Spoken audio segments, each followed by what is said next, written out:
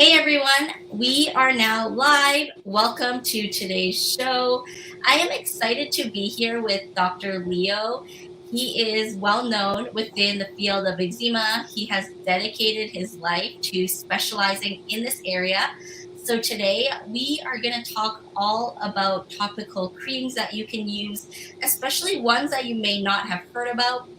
I love that Dr. Leo has a lot of alternative treatments that he's tried before as well. We're going to talk about things like Pink Magic B12 cream, even Indigo, and how that can help as well. But we're going to talk about a lot of other stuff as other research that's come out, especially in regards to uh, emollients for your skin, for kids as well. So that's all going to be coming up in this episode. Feel free to leave comments or questions for Dr. Leo, and he will help you answer them. I'm really excited for our podcast today, especially because Dr. Leo, he speaks a lot at different conferences, and he just spreads a lot of knowledge. If it's anyone to have on the show and to talk about eczema, it's him. Plus, he just got off a plane, so I really appreciate you for being here, Dr. Leo. So he's also an assistant professor of clinical dermatology and pediatrics at Northwestern University. He also has an integrative eczema center in Chicago, and he attended Harvard Medical School, where he also did his dermatology residency there as well. So welcome, Dr. Leo, to the show. I'm excited to have you back here. Thanks for having me, Abby. It's a pleasure. I love that you're here, and I want to dive right into it. I know a lot of people are excited to learn about some of the alternative creams that are out there that they may not have tried or even heard about before. Specifically, we can start with topical B12 cream, also known as Pink Magic. Sure. I think I'll preface by saying there is just so much going on in the world of atopic dermatitis right now. It is crazy. After so many years of there being very little, now we're kind of inundated and we have this embarrassment of riches. So, a really exciting time. But you're right, there are some kind of old favorites that I still rely on all the time and still love. And one of those is topical vitamin B12. There were a couple of really beautifully done studies. I think one was from 2004, one was from 2009. And they really did suggest that topical vitamin B12 can have an effect in helping with disease severity in atopic dermatitis. So, really wonderful. And when I first wanted to use it, I couldn't find it. So, I had it compounded. I had it just made for my patients. And it comes out as this kind of shocking pink color. It's beautiful. And we call it Pink Magic. So, over the years, I've probably had probably thousands of patients by now who have used it. And in general, it's very well tolerated. It's very gentle. I even use it down for babies.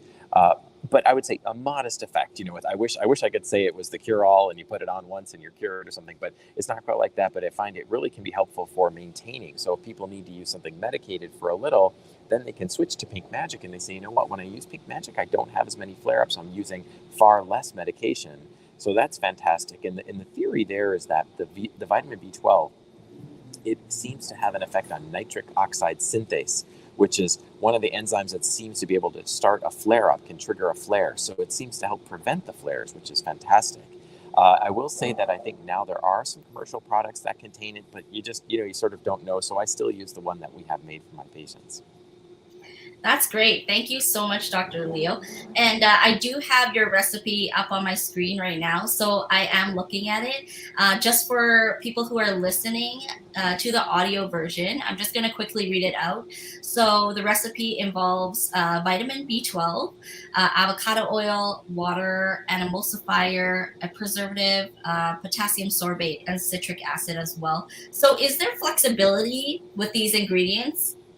There is tremendous flexibility. So in fact, the one that's up there is actually what was used in the trial. So in those studies, that's the one they use. The one we use is even simpler. We have like a really gentle shea butter base. We enrich it with some coconut oil and some sunflower seed oil, two of my favorite natural oils, and then we just put the B12 in. So ours is much simpler, but that was the one that was in the study, because it is important, especially in dermatology. If you're going to study something, you really want to know exactly what was studied. You could put B12 maybe in the wrong kind of base and it might not work, but from what I understand, it is pretty flexible. You could even put it in your favorite moisturizer base, and that's, I actually now, if you check my Chicago integrative site, we actually put up a recipe. You could do it at home. So if you can order the powder on Amazon or wherever it's easy to get it, or health food store, and then you can actually use your favorite moisturizer base and mix it in. And probably, obviously we can't vouch for every single setup, but probably you'll get a comparable result, which is really nice. That's amazing. And then as for how long it lasts for, how long would you say that someone could use it? How long could it store for? Yeah, probably it probably is as good as the moisturizer itself, because it really is not adding much. It's just a powder. But because we don't know that, I usually tell patients try to use it within a couple of months. I think that's probably safe. And of course, if you see any signs of mold or fungus or bacterial growth, or it smells off, pitch it right away. Because it's true, once you change a product, even a little bit, you potentially could change its dynamics and the ability for it to keep fresh. That's one of the biggest issues with anything, particularly creams or lotions that contain a lot of water. Microbes really like that. So fungus really will often grow there, and molds and things like that. So we want to be extra careful. And for patients who are really cautious, they could even store it in the refrigerator, which is actually kind of nice. So this will keep it, I'm sure, at least a month, and maybe 2 months I'd feel pretty comfortable with. I love that. That's actually pretty long if it's a month or 2 months.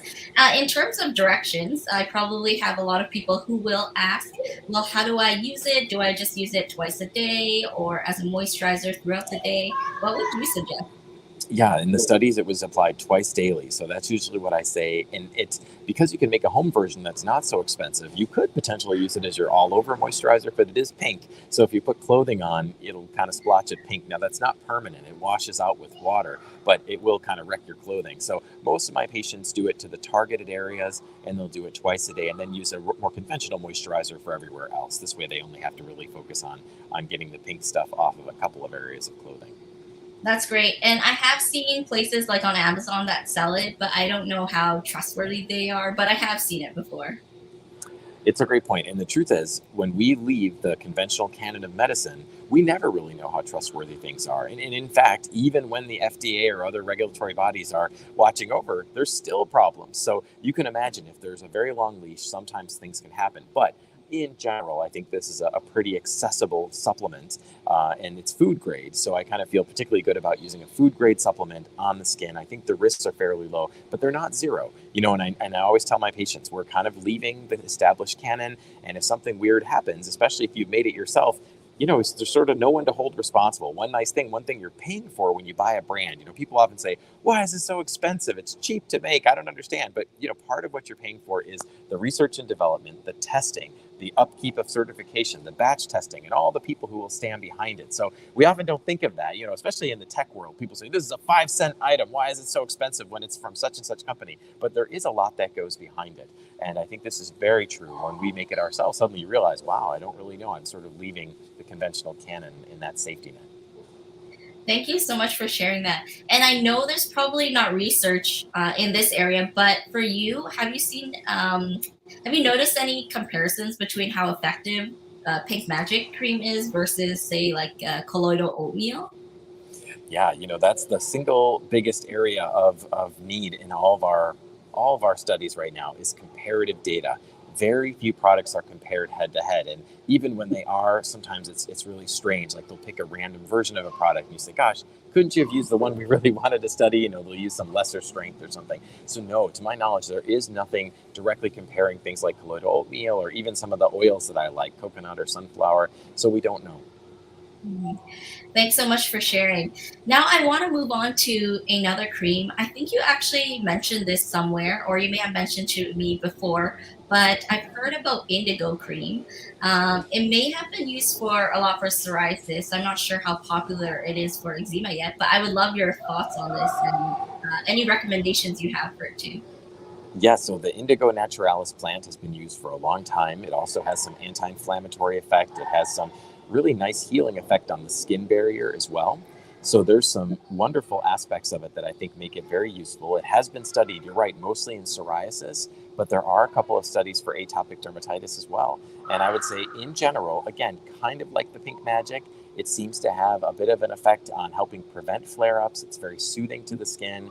And we also have it made for our patients. In fact, we use the same base. So one of the bases gets the vitamin B12, the other one gets the Indigo naturalis powder. And again, it's fairly inexpensive for our patients. It's less than $30 for a good-sized tub. Again, there are some commercial brands that also make it, but the ones I've seen are extremely expensive. In fact, one of the brands is very high-end. It's lovely, but it's Is it marketed more as Tasha? a I'm not sure actually, but it's marketed as a cosmetic line, and it's about $80 for a couple of ounces. It's like, oh my goodness. I think it's the Tatcha one. I've seen that before, and I yeah, think I you're think it right. looks like a face cream. I think you're right. Yeah, that's so interesting. So basically, in regards to the Indigo Natural, they can just mix it, like you mentioned, with coconut oil, shea butter, or any kind of base, and they can apply it same way as the B12 cream. Exactly. That's great. It's one thing that I'm interested in trying. Does that one turn you blue? It does, but also because it's not been processed in a way, it should not permanently stain clothing. At least that's what I hear from my patients. It'll turn it blue. All the onesies look blue, but once they go through the wash, it all rinses out. That's so interesting. I've tried sea buckthorn oil before, and it actually turned me orange. But that was after consistent usage. And one day my husband said, "You look orange. Why does your face look orange?" Oh my goodness. Yeah. So that's very interesting to hear about indigo and also B12. And I love that there are so many alternative creams. Dr. Leo, one thing we talked about before we started this podcast was that there are also other alternatives out there as well. So I would love to talk about some alternatives that people may not have heard of before. Sure, there's so many different things out there, and some of the things that I lean on a lot are topically applied coconut oil, topically applied sunflower oil, oral ingestion of hemp oil. There was a wonderful study that came out a couple of years ago that found that taking some hemp oil each day. Now, this, mind you, this is not marijuana, this is not pot, this is just the hemp oil, it's just the good fats. It actually significantly helped with atopic dermatitis. Another study that I love is oolong tea. There was a beautiful trial showing that people with atopic dermatitis, if they drank just a glass of oolong tea after each meal, they had significant improvement in itch and in skin barrier and also in the redness. So it really did help. And my new favorite thing that I just learned about in the last year or two is a heat rod of Lübeck, Germany, where they had patients who had bad facial dermatitis. And some of it was eczematous, some of it actually was contact derm. And they found that if they make black tea compress, so basically brew up a cup or a bowl of black tea, and technically they want the weaker, the second steeping of it, and then they kind of let it cool, or I tell my patients, keep it in the refrigerator, take a cloth and just do a cooling compress to the skin. That made a dramatic difference just in a couple of days. It was amazing. It really turned things around. Quite impressive. I've heard about that one, and I heard that it actually reduces the pH of the skin, so it's supposed to help the skin barrier, if that's right. That's the thinking. I don't think we fully know, but you're right. The tannic acid seems to have an effect on the acid mantle of the skin, which is great, lowering that pH. And we also think perhaps some of the caffeine may have an anti-inflammatory effect. And then there's other things. Tea is really complex. That's the whole plant leaf of Camellia sinensis, so it can do a lot of other things. There may be microbiome effect, there may be other barrier effect. It's really kind of neat. That's so neat. In terms of tea, so I've heard mixed things that some people think that the caffeine in the tea, or even tea in general, could flare some people if it's more on the black side or if it has more caffeine. Is that true, or have there been any studies to prove that? To my knowledge, I have not seen any studies, but I may have a gap there, so I don't know. But yeah, caffeine in general, in my experience and my knowledge, does not seem to be a reliable trigger. Now, mind you, there's a very wide world of patients, so is it possible someone has identified that? Absolutely. And if you have a trigger that you're pretty sure of, I would recommend avoiding that for sure. But yeah, in general, caffeine does not seem to be reliably a trigger, but eating healthy and cutting out caffeine tends to be part of a holistic movement to feeling better, and that can play a role. So if you're wired on caffeine and not sleeping well, certainly that could be an indirect trigger as well. Thank you so much for sharing. I love how you shared about all these different things that people can try. I think people are always looking for some alternatives and always looking for different solutions. They are, especially my patients. People seek me out because they really do want to break from the same old thing. They get told the same thing over and over and over again. So it's kind of fun to explore other things. And I'm very open. It doesn't always work. And sometimes it's a disaster. We say, oh my goodness, it didn't help. And maybe you got allergic to something. And there's no doubt some of my colleagues are very skeptical of it. But in general, I think that for most patients, we can safely try these things out. And I would love your thoughts on coconut oil. I've heard mixed things that it's very antimicrobial, so it actually kills off a lot of the bacteria on the skin, which may not be a good thing. But I would love your thoughts. Is it actually good or bad? I I love it, and I've been recommending it for many years now. Thousands and thousands of patients. So I think of it as a very, very gentle oil, very effective for helping with the severity of eczema, but also helping with the bacteria. There's been a couple studies that show, in one study, they actually showed a 95% decrease in staph bacteria colonization of the skin in those patients who used coconut oil, virgin coconut oil, twice daily. And that was pretty impressive. And they did have a control group. So it really wasn't just, showing an improvement. They had a control, and it was randomized. So very impressive, yes. And it's thought to be these laurins, these monolaurins in the coconut oil that actually can help fight bacteria in a way that also they can't become resistant to it, which is really important, right? Because if we keep using the neutron bomb of antibiotics, then sometimes we can get emergence of resistance, which would be really bad. With this, we're avoiding that. These natural compounds really do a good job. That's amazing. I have to look up that coconut oil study. I recently saw that 9 out of 10 eczema sufferers experience an overgrowth of Staph aureus. And so to know that there is a study that showed that it actually helped to kill some of the staph, that's amazing. Absolutely, and in fact, I had my teleclinic this morning before I flew. I'm here in Minneapolis right now, but back in Chicago, I had my teleclinic, and we were chatting. I was talking with a patient who has had a couple of cultures of her skin, and she keeps growing staph, and she was really concerned. And her primary doctor, who was doing it, kept putting her on oral antibiotics. And she said, I didn't seem like I had any infection, but they keep treating it. Is that right? And I said, well. I said, it's controversial because we know, as you said, the majority of our patients really do have staph, and at this point, we would call that a colonization. So it's not truly an infection. It's a colonizer, meaning it's sitting there. It's probably causing trouble. It's probably contributing to your disease. And there's no doubt antibiotics and other antibacterial approaches can help. The problem is if we keep hitting it with oral antibiotics, we can brew this resistance, and it only works temporarily because even if we crush it, it comes back because we think, I often liken it to, imagine if you have a house in a rough neighborhood and all the windows and doors are open.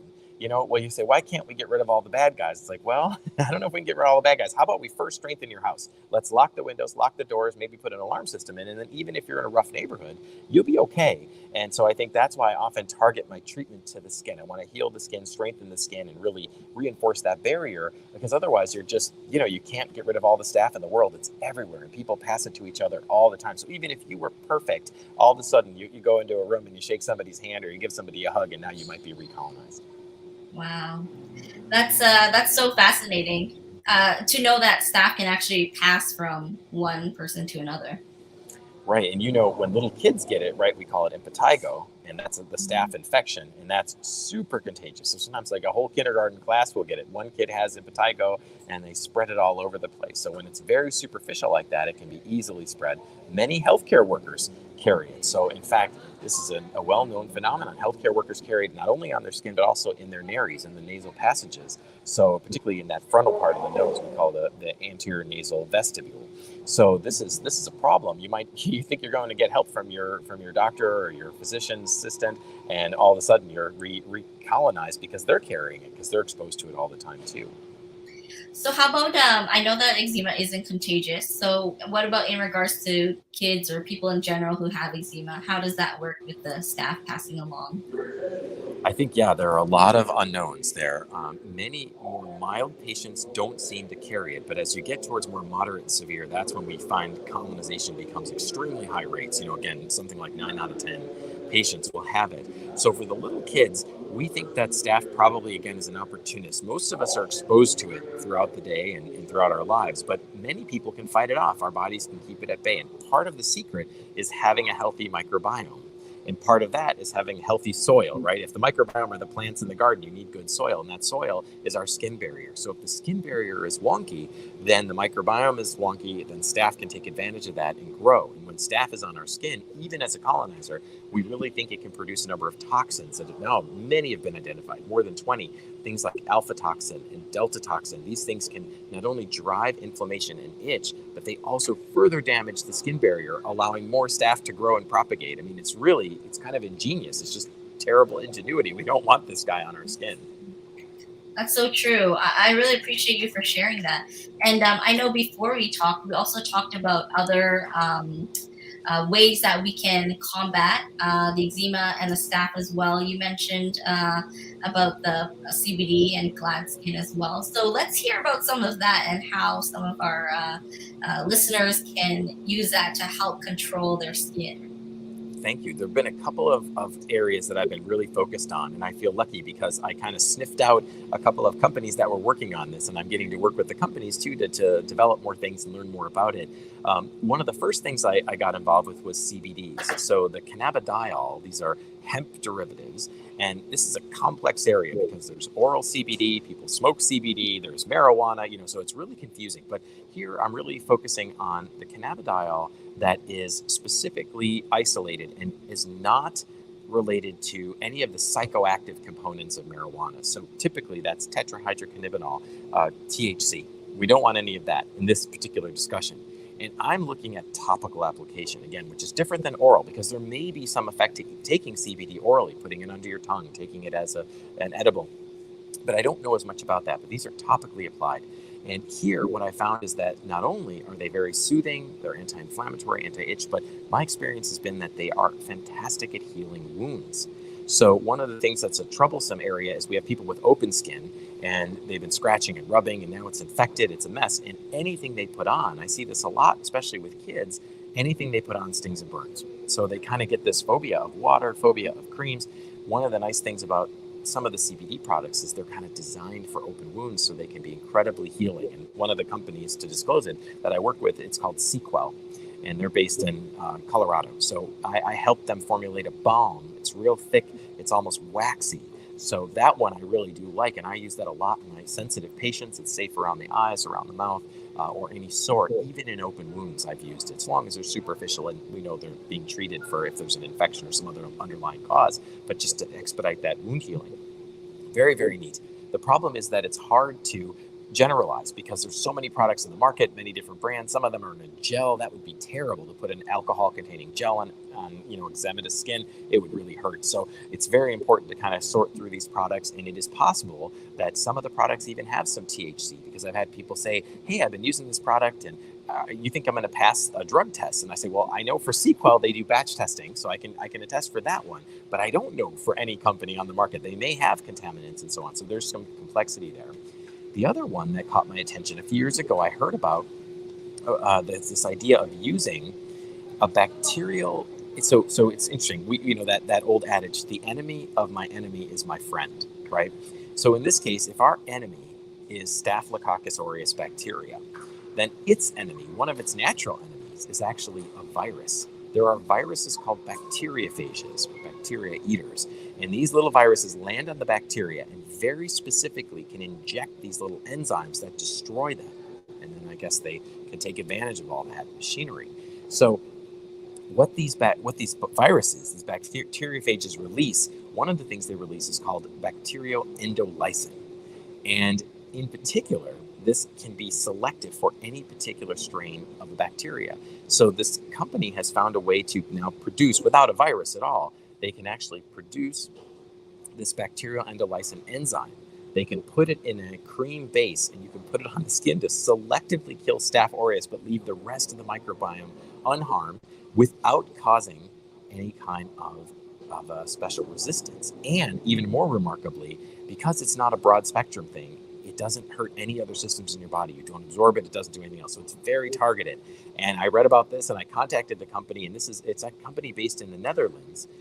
It's called Micrios, and they have a product that they brought to the United States now called Gladskin. I think it's kind of interesting. They have in a preservative-free moisturizer, and it really does seem to be able to have an effect on balancing that microbiome better. Now, there are some negatives. It's kind of pricey. It's kind of a small bottle, so it's not suitable for a whole body moisturizer at this point. And my own experience with it has been a little bit unreliable, kind of hit or miss in some patients. So I certainly wouldn't use it if someone has a true infection, but I really like it to bolster patients if they have had a series of infections. So I think that's one of the futuristic things. And this technology, they make their version, but they're licensing it out to other companies too. I'm kind of excited to see with other formulations, maybe someone will hit it better, because I think the ingredient is awesome. And some of this may be just finding the right vehicle, the right way to get it to people. They actually contact me a lot to get me to try their products. So maybe one day I actually have to give it a try to see how it is. And I've heard the same things as you've mentioned. I've heard mixed things about it. So yeah, I'm curious to know what other companies will change the formulation if we get a chance to. It'll be really neat. But I hope you get a chance to try it, because I'd love to hear what you think. And again, yeah, some of my patients love it and swear by it. Others are sort of, but I like that it's preservative free. It's pretty safe. So it's one of those things, it's worth trying if you fit into that group of patients that has had some recurrent staph.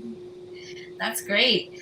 So I know that one of the areas we wanted to move into was to talk about some of the latest research that's come out about emollients. Before we do, is there any last alternative creams that you want to share about before we head in there? I think that's pretty good. There's so many. We can go on all day, but I think we hit my favorites. Okay, love it. I love that you shared a lot. So yeah, there's been, if I'm correct, I saw two studies recently about transdermal water loss, and also about emollients and what kind of emollients are actually best, especially for kids. I would love to touch upon that with you and get your thoughts on those, and also summarize it with some of the listeners who are listening as well. Absolutely. So there has been a very complex series of stories on this. And it all really started with Eric Simpson, who's a friend and amazing dermatologist at Oregon Health Sciences University in Portland, Oregon. He did one of the first studies. And the idea was, if what we're saying is true, what I keep saying is the skin barrier is so fundamental. What if we helped the barrier in high-risk kids using a moisturizer from birth? Would we be able to prevent atopic dermatitis? It's pretty amazing question, right? And there's a second question hidden under there, because we think that part of the way people get allergies is through their skin. So especially imagine those little babies with terrible eczema on their cheeks. When they're eating food, that food is getting in their body in an abnormal way and maybe sensitizing them to this. And this we've learned for sure happens with peanuts. We also think it probably happens with egg and cow's milk, and maybe other things too. So very fascinating. Could we also prevent those? That would be amazing. Imagine if just a moisturizer could prevent. So Eric Simpson, his first study, showed that they were able to decrease the predicted rate of eczema by 30 to 50%. And everyone went crazy. We said, oh my goodness, this is amazing. This is going to change the world. And then shortly thereafter, there was a study published from Japan that actually was pretty similar, maybe a little bit lower of an effect, less of an effect, but still measurable, statistically significant. And we were off to the races. So all of these companies were trying to figure out what's the best moisturizer to use. How do we make something safe for newborn babies? Because, right, we don't want a lot of extra stuff in these babies. We don't want preservatives if we can, and so on. And then a couple of more studies came out that didn't show this holding up. And they were larger. So those two first studies were kind of small. The next two studies, one was called Prevent AD All, the other one was called the BEEP trial, and it didn't seem to help. But then as we started looking at these, we're like, they're not done quite the same way. One of them took all children instead of high-risk children, and we think maybe if it's a more modest effect, you could sort of miss out if you don't have the right group. Another one, instead of putting moisturizer on, used like a bath oil, and we were like, that's not the same thing. That's not very scientific at all. It's a different question you're asking. So there were some discrepancies, and then it's been kind of controversial. Well, very recently, another paper came out suggesting, yes, in a high-risk population, moisturization does work. And I'll disclose it. I'm an investigator for a large national study that is, I think Stanford is the primary site in California, but University of Chicago is another site. And one part of it where we're looking at the same question using a very, very interesting moisturizer, one that's very high in ceramides, because part of the question is, does the moisturizer itself matter? Maybe that's part of the question here. So we're trying to use the best one we can, and we're looking at both the development of atopic dermatitis and food allergy, and this is called the SEAL study. So stay tuned, but I really, truly think in my heart of hearts there is something there, but the question is what magnitude will it be?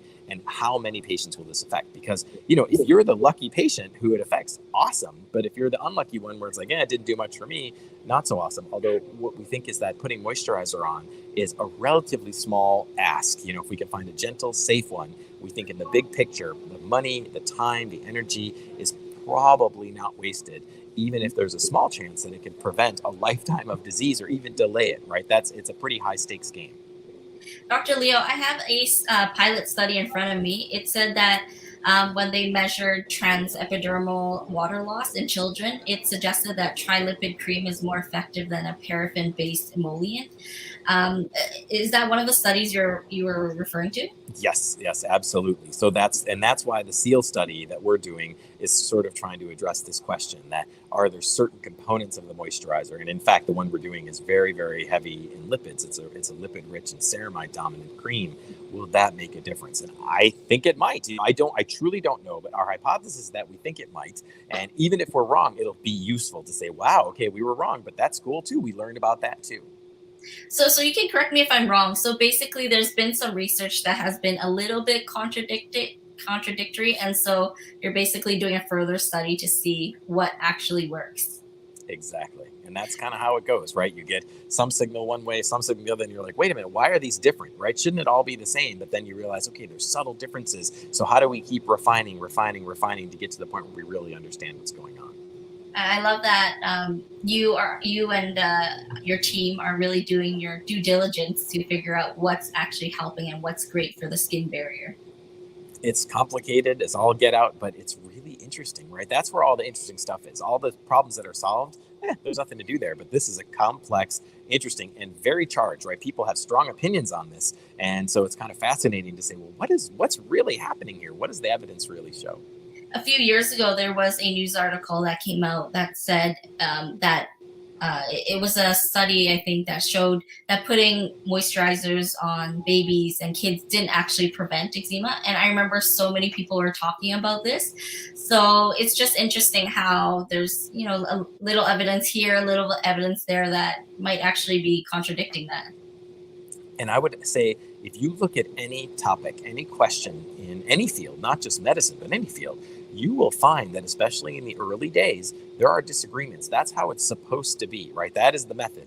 Somebody asks a question, you get an answer. Someone else is supposed to reproduce that. And if they get the same answer, well, that's good. And if we get a lot of same answers, some things are really clear. But sometimes, even with powerfully things we learn later, say, of course, this was obvious. In the very beginning, there's discrepancies and there's questions. And that's really how we grow and learn. And sometimes we're asking the wrong question, and later we go back and say, oh my goodness, no wonder we kept getting this wrong. We're looking at the wrong population, or we're using the wrong kind of moisturizer. We have to do it in a certain way. But that's how we grow. So we have to be humble in the face of this disease. And that's why I'm always saying, be wary of anybody who is overconfident and sure of the whole thing, because either they are mystical and magical, in which case let me know what the lottery numbers are, please, so we can retire and do good things, or they're full of baloney, right? This Denning-Kruger effect. People learn a little bit and say, I know how this all works. These guys are a bunch of morons. Let me tell you. It's like, really? Come on in. Welcome to the club. Let's try it. Let's put it to the test, because Mother Nature, she is tough, man. She doesn't really support any of this shenanigans here, right? She doesn't suffer fools. I completely agree, and I really admire and appreciate your approach. That it's that philosophy of never stop learning and digging, and so I think that's great that you guys are really digging into it. I want to move on to talking about hyperpigmentation and hypopigmentation, which a lot of people have asked about. It was one of the questions that was submitted for this episode, specifically to ask you as well. I would love to learn more about what are the conventional and also alternative approaches to treating hyperpigmentation and hypopigmentation. Sure. I think it's an important question, and it's really important that everybody knows that it's incredibly common. Both hyperpigmentation, meaning darker areas, and hypopigmentation, meaning relatively lighter areas of skin, are incredibly common, and they are very, very frequently seen along with atopic dermatitis and frankly other conditions. If you get a bad case of poison ivy, you can have pigmentary change. If you just scratch at your skin, you can have pigmentary change, or get a burn, right? How many people get a burn from the oven and say, wow, it's dark now for months? So first, know it's normal, incredibly common. Second of all, know that in general, our body will usually work to improve it and get it back to normal if we can fix the underlying problem. So if we can get the atopic dermatitis or the inflammation better, generally speaking, you don't have to do anything and it will eventually go away. That being said, many people want to do something. How do we speed it up? So for hyperpigmentation, we have probably more options. So there are a whole bunch of lightening creams, sometimes called bleaching creams that can be used, everything, that we can use cosmetically. But we have to be extra careful in our sensitive skin patients because it turns out that things like hydroquinone, which usually are pretty well tolerated, but sometimes in my more sensitive patients, they can be very irritating. Even retinoids, so things like tretinoin or its cousins, they can be very helpful for lightening dark pigmentation, especially on the face, but I would not put those on very sensitive skin because that can, again, cause a flare-up and actually backfire. So for hyperpigmentation in sensitive skin background or in atopic dermatitis background, we have to be ultra careful. And I'll tend to use some of the mildest products. Sometimes I'll use things that contain bakuchiol that can have a little bit of a lightening effect very gently, but even that can be irritating.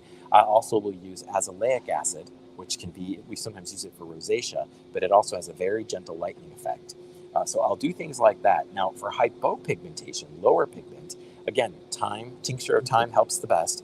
But for those patients, if it's widespread, I might actually say, why don't we do some phototherapy using the healing power of light? Because that not only helps inflammation and itch, but it also can help us more quickly repopulate that pigmentation in those areas. So those are some of the things that we'll do. But I often try to stall because I hate for somebody to have an adverse event with one of these things, and then it backfires, and now we've set back two conditions. Now their pigmentation problem is worse, and they're flaring up again. So it's like, boy, we've really, instead of first doing no harm, now I've done double harm, and that's bad. I don't want to do that. So, how about in terms of cosmetic procedures?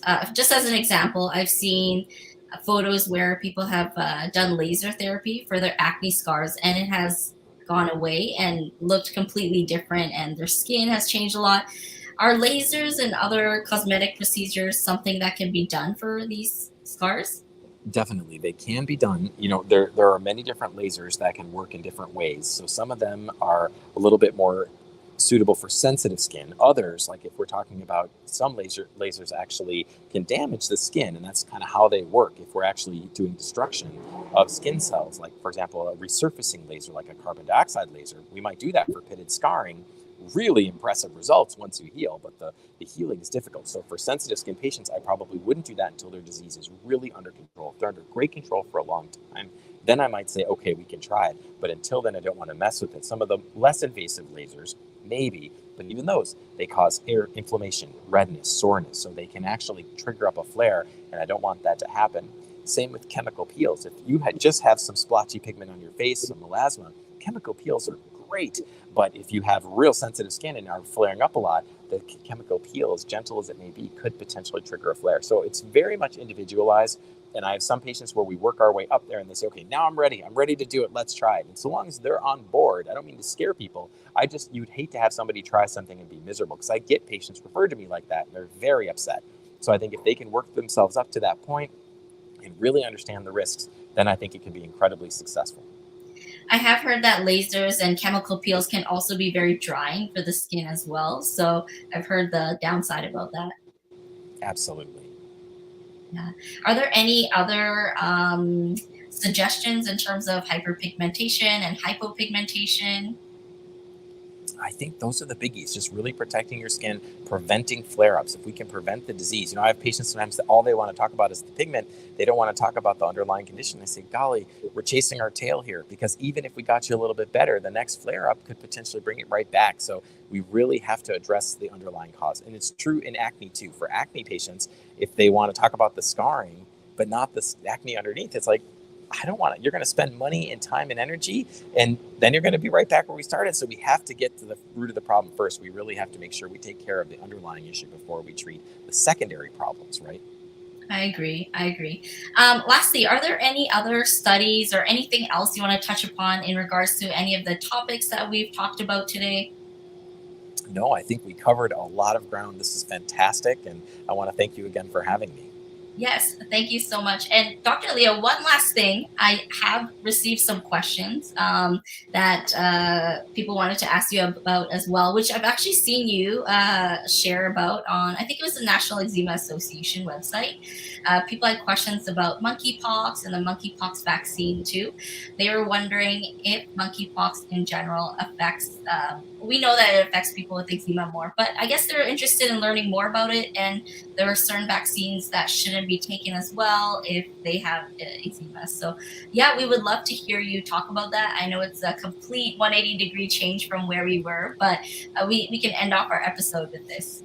Sure, sure. So the monkeypox is pretty, pretty scary, even if you don't have any skin problems. But for those patients with underlying skin issues, including atopic dermatitis, it is particularly risky because it can take advantage of that damaged skin barrier and cause what some are referring to as eczema monkeypoxicum, which is based on the concept of eczema herpeticum, which is the cold sore herpes infection, eczema vaccinatum, the vaccinia vaccine, and so on. So eczema monkeypoxicum is when the monkeypox virus now affects you and infects you in a very abnormal way because of your skin barrier. So it's a big deal. Now, the vaccines, there are sort of two vaccines out there, one of which is inactivated and is not able to replicate. That one is, I believe, by the company called Jynneos, or the vaccine itself is called Jynneos with a J.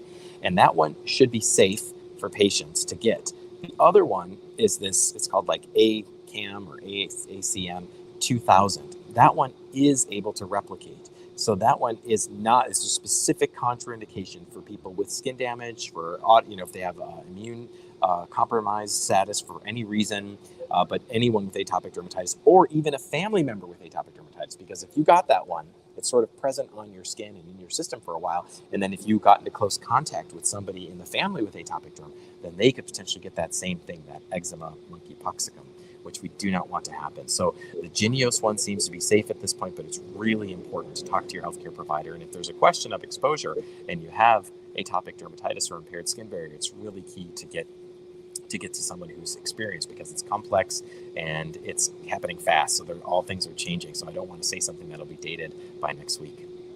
Have you had any eczema patients who have had it? No, thank goodness, not yet. But we've had a couple of patients come in with monkeypox into our office. So we actually have seen it, in patients without underlying skin problems. Both were in the kind of the groin area and probably came from intimate contact. And lastly, any suggestions if someone does get it, if they have eczema, on what they should do?